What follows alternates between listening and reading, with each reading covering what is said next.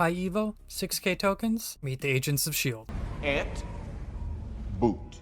What's up, you nerds? We are back with another video today, and this is going to be the first in a regular series where I take Series 3 only decks and play them at the highest ranks in Infinite and also on Conquest mode. I'll be breaking down the decks card by card, explaining their roles in the list, some substitutions and replacements for each card, and also digging into the playlines and general strategies of each list much more than I would in my regular videos. The first list we are tackling, you know it, you might love it. It is Dino Collector featuring the Agents of S.H.I.E.L.D. So we'll just get right into the first card here, and it is Agent 13. This one's pretty obvious. It's a 1-drop. It makes our Collector and our Dino bigger. It's effectively a 1-3 with a Collector on board, and a 1-4 with Dino on board. The random cards she generates can come in clutch sometimes, and like with the other Agents of S.H.I.E.L.D., it really makes the opponent respect what you might have got. But with that being said, this is a replaceable card in this list. Nightcrawler, because it's good with Angela and then moving it to get an extra trigger off of Angela, and Iceman would be my first two budget options. Of course, if you have like Nebula or Spider-Ham or any of the out of Series 3 1-drops, those would be fine too. I will say though, if you replace Agent 13, and this applies to Maria Hill, a card we'll talk about later, I would put in Sentinel, because if you're dropping one of the cards that puts things back into your hand, Sentinel makes up the slack and just always puts another card in your hand. Next up is Kitty Pryde. It's just the strongest 1-drop in the game in my opinion, but it's also the first of our 3 scaling cheap cards. And by scaling, I mean it is a small cost or a low energy cost card that gradually gets bigger as the game goes on.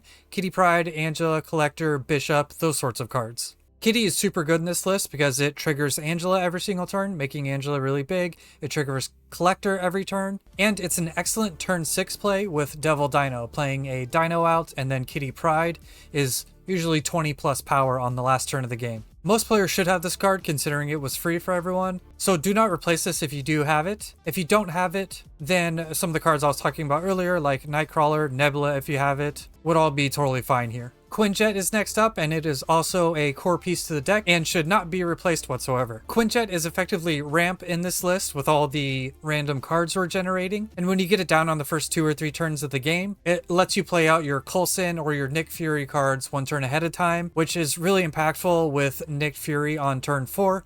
Then on turn 5 and 6, you can play 2 6-drops from the Quinjet. Angela is our second scaling low energy card. She usually gets to about 10 power, especially if you have Kitty Pryde. She usually gets to 10 power, especially if you have Kitty Pryde going with her. And at the very least, she's a 6 power 2-cost card, which is pretty above rate. And she's here because she gets bigger over the course of the game, supplementing our Dino play, and is simply one of the biggest powers you can get for 2 energy. She, in my opinion, is not replaceable. Angela and Kitty Pryde as a 2-card combo make any deck really explosive, so keep Angela, it's good. On to Collector. There's not a whole lot to say about Collector. It's basically Angela 2.0. Sometimes it can get bigger than Angela would. Sometimes it's, you know, like a 2-5 at the very worst, which is really solid. It doesn't have ongoing or anything like that, so the opponent can't really deal with Collector unless it gets up to like 9 power, in which case it can be Shang-Chi'd. But really, that's the only scenario where Collector is vulnerable to anything at all. Once again, this is our 3rd scaling card. It is not replaceable. Play Collector in this list, no questions asked.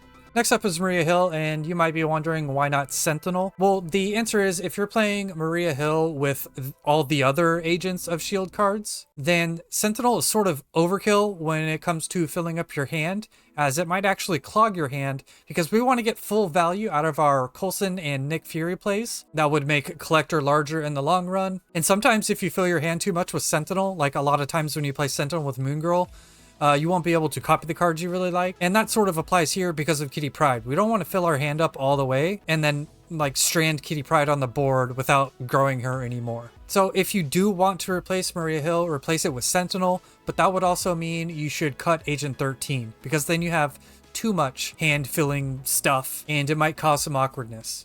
Cosmo is next up. It's our first tech card of choice. You do have to be pretty aware of where you play Cosmo because you won't be able to Shang-Chi in that lane or get any of the on-reveal effects from the Agents of S.H.I.E.L.D. But mostly Cosmo is there to protect your Dino or to shut down some sort of on-reveal shenanigans the opponent might be playing. It's also good against Galactus and just a lot of different things. You just have to be a little careful with Cosmo. Like I said, this is a tech card, so really it can be a lot of different things. You could play Rogue, you could play Polaris, you could play Juggernaut, but if you wanted to go just for like more power, just straight up, then I would play something like Maximus. But the point is, this is generally the flex slot here. You have a lot of different options. I think Cosmo is really good right now. Next up is Agent Coulson. He's just an all-star in this deck. I think behind Nick Fury, he's the second best Dino support card. Not too much else to say. He fills your hand, and mostly he forces the opponent to respect the 2 cards you just got, because 4s and 5s have some very powerful effects there, and especially in Conquest mode, the opponent is just not going to know what to expect. Not replaceable. I don't think I need to say that, but don't replace Coulson if you have him. If you don't, Sentinel will be fine. Shang-Chi is our second tech card of choice. He's just the most important tech card in the game, in my opinion, at the moment. It's just such a huge power swing on the last turn of the game, or just earlier. I mean, killing something that's 9 power with Shang-Chi is effectively 3 power plus whatever you killed. So if you kill something over 9 power with Shang-Chi, that's a 412, which is crazy stats. Once again, this is a tech card, so it could be a bunch of different cards. I wouldn't recommend it, but you can run something like Enchantress, Super Scroll, just any cube stealing card. And by cube stealing, I just mean like a surprise card that is going to pull the rug out from overconfident opponents. Nick Fury is next up, and he's pretty much the best Dino support card there is now. Used to be sort of unplayable, but now he's super good, especially with Quinjet. If you drop Nick Fury on 4 with the Quinjet on board, you get 3 6-drops, and you can now play 1 out ahead of curve on turn 5, and then another one on turn 6. He's basically Coulson, but much scarier to the opponent, because they don't only have to worry about a 4 and 5 drop that you could just randomly have. Now they have to worry about 2 6-drops you could have. One of them is coming down on turn 5 if you decide to play it. It's also one of the best things about this list is all the random generated cards. If your Dino Collector Angela stuff just isn't cutting it or didn't come together correctly, you can just completely shift plans with Coulson and Nick Fury. Plenty of the games you win with this list will just be like, you know what, I don't think Dino's gonna win, and then you play out 2 6-drops or something.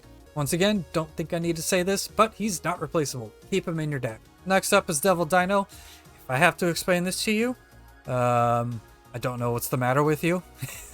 He's just the biggest power card for 5 energy in the entire game, basically. I mean, if your hand is full. I mean, he's a 5/17.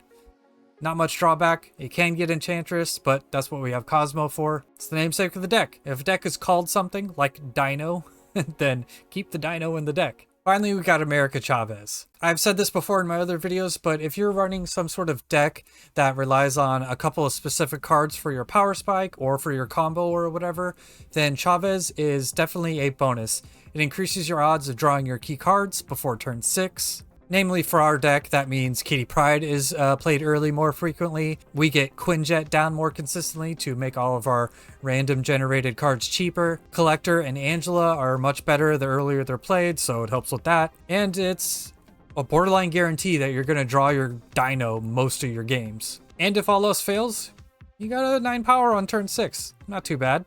And I want to take a second to remind people that it's not about the best decks that are, you know, played in the meta, the most frequently played cards, perceived power, blah, blah, blah. If you learn how to play a deck, like the ins and outs of it, even if it's not the best deck statistically, you're going to do better with it over the long run than someone who's like, you know, just playing whatever the hot deck is that week that they think is just better than everything else. Sometimes it's about knowing your play lines, your chances of doing certain things, your weaknesses, your strengths, and then knowing how to put that all to use against the other meta decks. Anyways, enough babbling, let's get into some games. Got all the agents. Almost. So we're gonna play Angela before Maria Hill. Angela skills, Maria does not.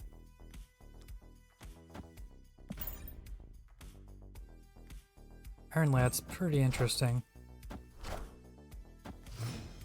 Okay, so Interesting. All right.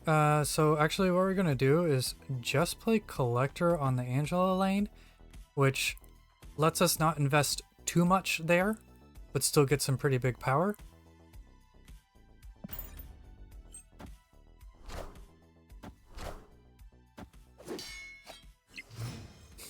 What's left in the deck? Kitty, Agent, Quinn, Cosmo, Chavez. So if I play Iron Lad, it's going to become a Quinjet, a Kitty Pryde, or a Cosmo. That's interesting. I'm going to do that.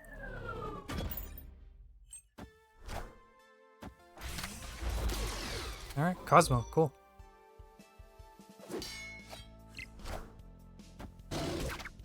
Alright, so we pretty much won the middle. We don't have to worry about that at this point. Play Devil Dino over here. And then generally, like... Okay. That was a weird play. So, middle's locked up. We're ahead by a bunch on the right. What we're gonna do is just play Nick Fury here and Maria Hill over here. We just want some sort of power on the Vibranium mines. Just to like steal it if he doesn't play there. Then if he plays something on the right, we added a little extra power. Squad's still a little light.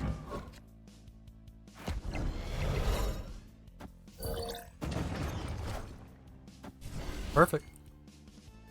Yeah, so you play like... If I would play Maria Hill on the Devil Dino, it would have been more of a guarantee that we win that lane, especially if he plays like a Shang-Chi over there. He would have been at 6 power, I would have been at 5. However, Maria Hill on the left lets us possibly lose the right, but still steal the left. So, yeah. Super good hand. Yeah, we just get Kitty and Angela going.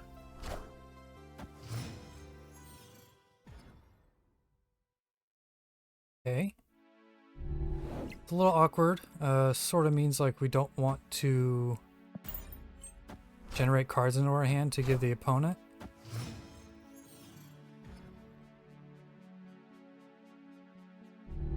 I would snap here if I wasn't doing a recording, because Kitty Pryde on Cherry's Lab is bleh, bleh.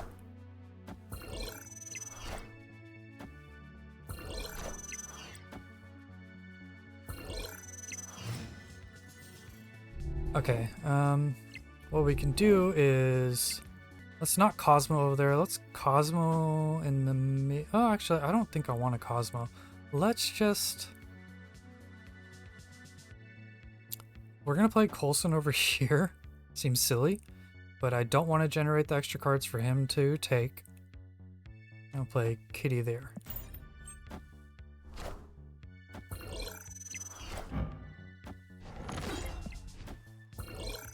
This feels like a negative deck that didn't play negative.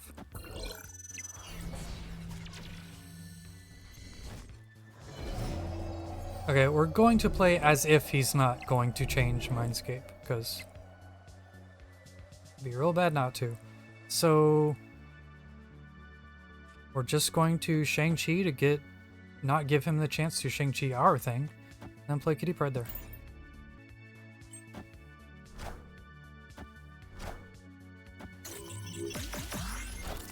It's a little weird.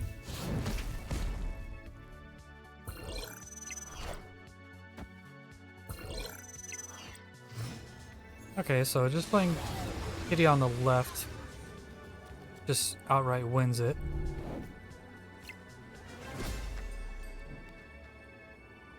And then I guess we could play like White Tiger, Kitty. That puts us up in the middle. We're up on the right, and we win the left. Yeah, what does he have? He has a Cosmo.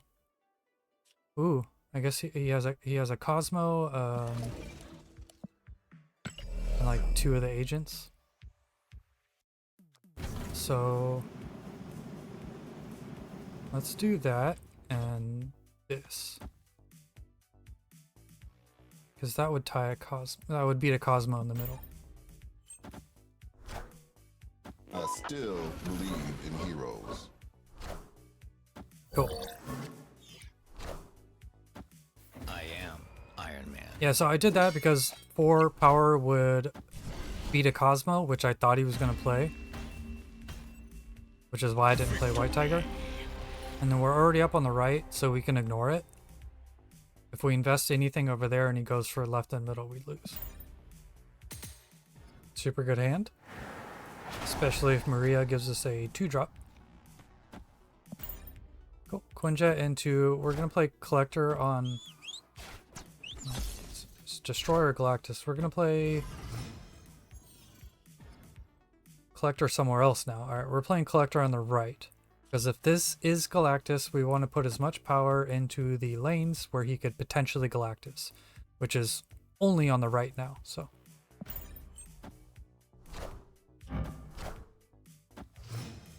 Okay.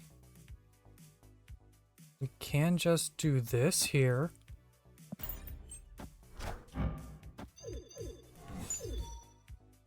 That's pretty brutal against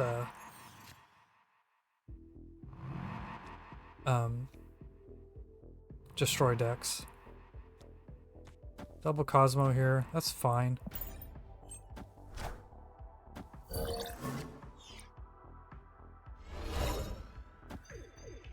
So we just win the middle. I guess Wolverine could bounce in there a few times. Enough said, Fine though. bub.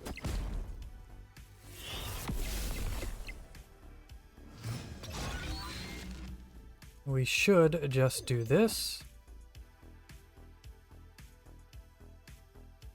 That gives us a ton of power on the right. And then we can, you know, try and Shang-Chi the left and steal it. Just Shang-Chi the left regardless to reduce tiebreaker.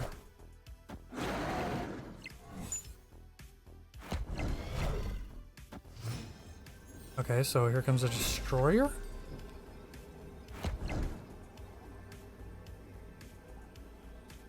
We don't really have any play other than just doing this, and we'll play Nova instead of Kitty because if it dies, at least we get something out of it.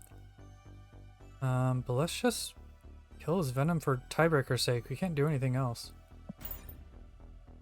We could go like super duper hard at cloning vats, but seems like overkill. Enough said, bub. Oh, that worked. Cool. Got a little awkward, but yeah, worked out. Victory.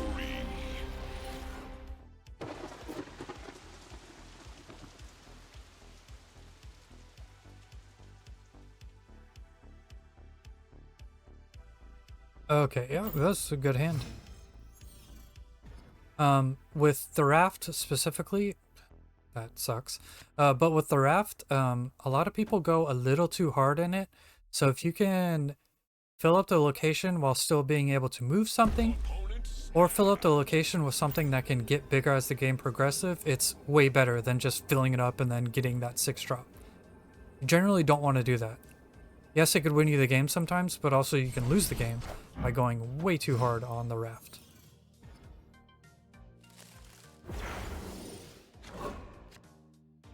Alright, so what we're going to do here is just... we'll spread out power everywhere.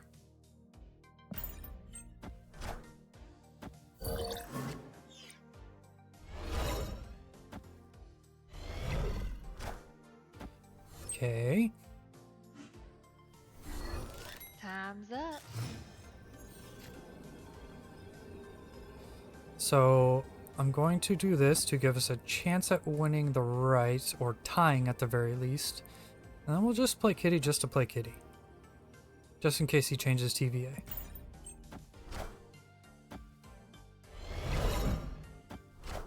And he does. Okay. Wind, Cool.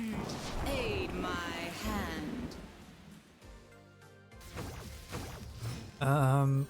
I'm going to Dino in the middle. That should just lock it up. And what we can do on the left is just, like, play a bunch of our cards. Yeah, okay, cool. So, he's got to try to win the raft, which is probably going to be a Hulk and a Wasp. So if we, like, go hard, we'll add 1, 2, 3, 4, 5, 6, 7, 8, 9. We'll add 9, and then plus another 1 because of the raft pull. So we'll add 10, we'll be at 17. Plus we stop his Wasp. That might not be enough to beat a Hulk, but I don't think we have a fair play. That would put us at 14, 15, 16, 17, 18. Yeah, so this is our best play. We're revealing first, so Shang-Chi doesn't do anything. So we'll just do this.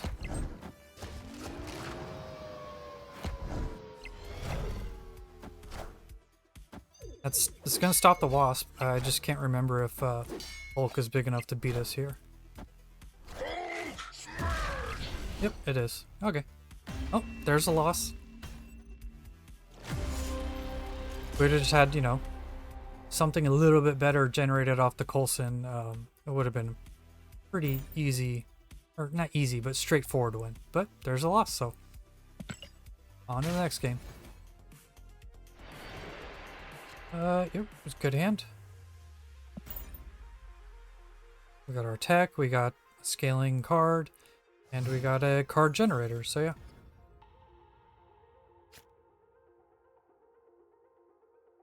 We don't want to play Angela in the Dark Dimension. I mean, in Bifrost, because it's going to get moved to the Dark Dimension. So, we'll do Collector there.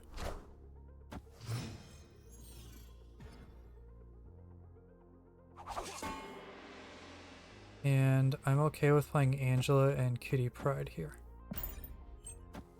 We get one less spot, but we have Kitty Pryde, so it's going to make Angela quite big.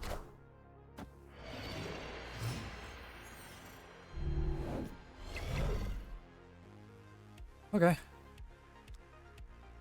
We can do this, and we can do that.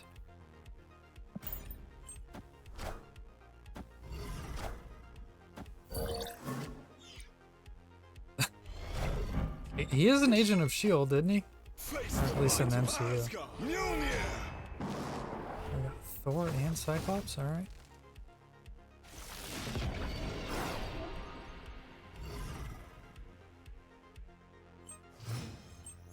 So we can... Ooh. No, let's just do this and this. Yeah. If we need a Shang-Chi, then we can just kind of sneak it in the Dark Dimension. They dig up this time.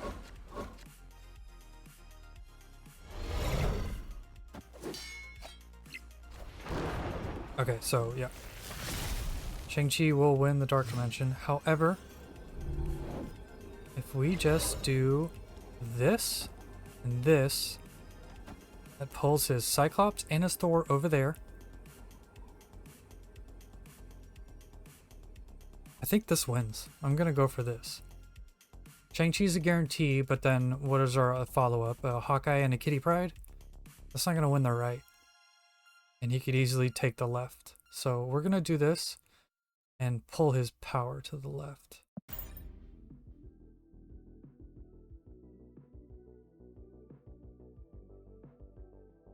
Yeah, and then if he goes for the right with like a Hulk or something, and then plays Mjolnir, we still win the left. If he ignores the left, we still win even with Mjolnir.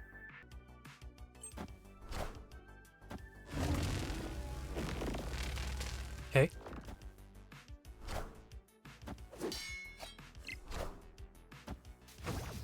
Interesting.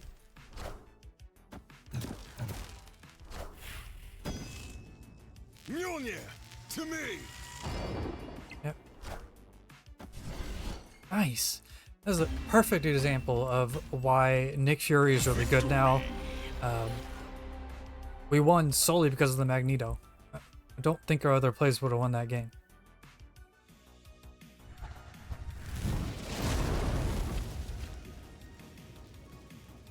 Yeah, it's 7-turn game with random card generation and Quinjet on one. Looking good.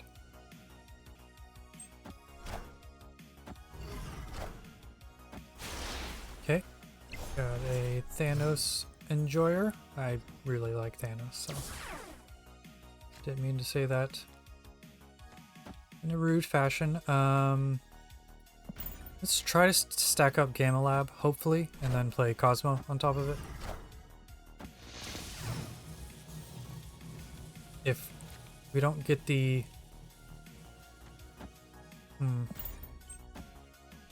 Okay, so... tied at Gamma Lab, I would rather Shang-Chi than Protect. So that's what we're gonna do. We're just gonna do it now. We have priority, so go.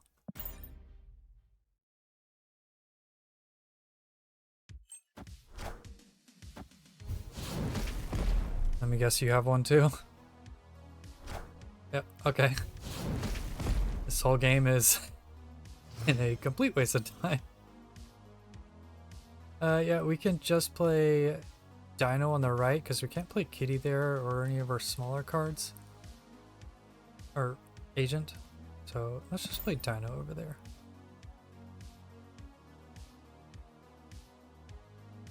We can Cosmo the Dino to protect it, along with Kitty and Maria Hill.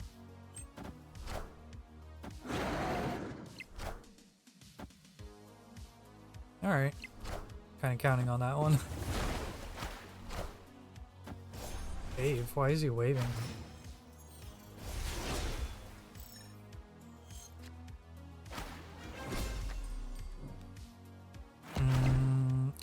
I think I'll just play Chavez then.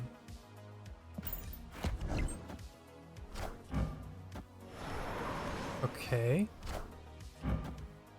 So he might Odin here. So I'll make the last card I play Kitty Pryde. That's good there. That's good there. And we'll just play, nope. Play Kitty in the middle to maybe get it Odin'd. This plays for all 3 lanes. I'm assuming we're about to get Odin'd.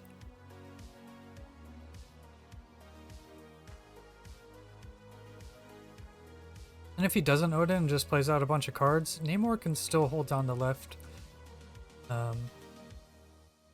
And we're up by 13 on the right, so.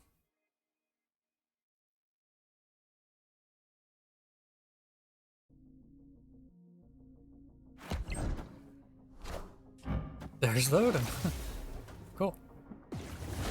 Yeah, so we win the right by 1, I believe, and win left and middle.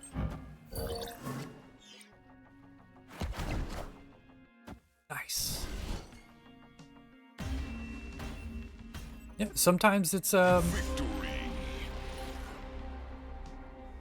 sometimes it's not about how much money you spent on the game with your super cool arrow, your blinged out Odin, your inked Shang-Chi's in your Thanos list.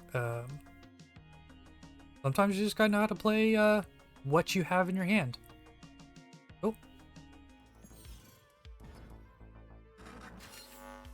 There he is. Fine hand. Could get really good. Could be really awkward. Alright, we'll play Electric Mojo because he can scale.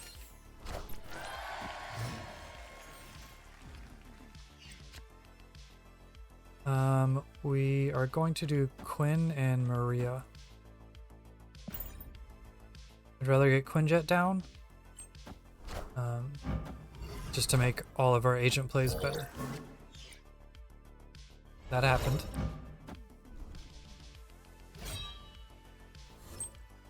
Lady Sif and... Okay, this might be like a Hela with stature list or something. We'll do this and that.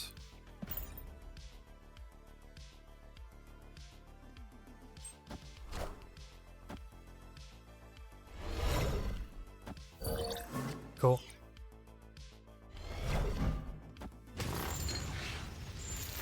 Oh, okay. It's fine. Kinda just want to double Dino here. That gives us the option to maybe win all 3 lanes if we really... it comes down to it.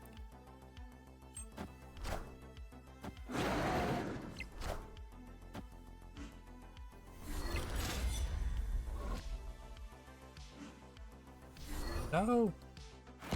That's fine. Okay, well, we're not going the right. So... we just do... this. We can play out the sunspot actually, just because. Because we'll be filling up our hand with the... okay. Alright. Victory. Yeah, so that wraps up this video. Appreciate you making it this far. I hope this guide and walkthrough helped you a little bit if you're a newer player or you don't have a big collection. Like I said earlier in the intro, it's not about, like, you know, chasing after the new best card.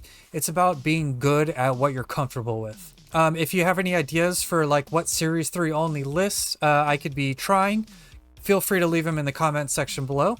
I do want to take a second to say, seriously, thank you guys so much for the support and the views this far.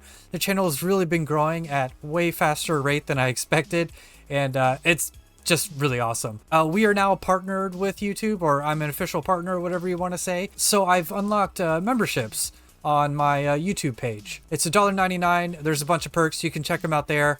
But one of them is I will be giving shout outs to new members in my videos. So this time around, I want to say thank you very much to Bleeda, my first ever member.